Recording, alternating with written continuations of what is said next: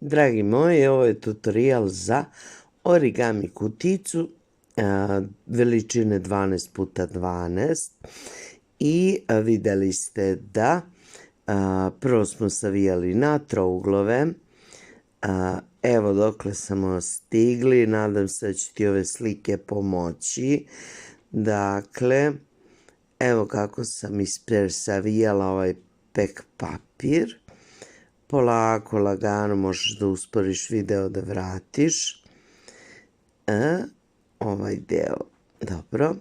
Sada ide onaj najteži deo kada u stvari kreiramo kuticu. I potrebno je ove ćoškove saviti kako treba.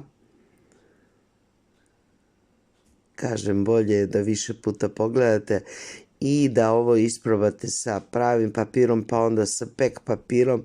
Ideja je bila, pošto nismo mogli da nađemo kuticu za air fryer, evo i Maca pomaže, onda sam ja odlučila, a što ne bih napravila kuticu. I evo ih, dimenzija koja je meni potrebna je 12x12, znači papir mora biti 36x36. A Maca, taj video ću snimiti, ona se izigrala slatko.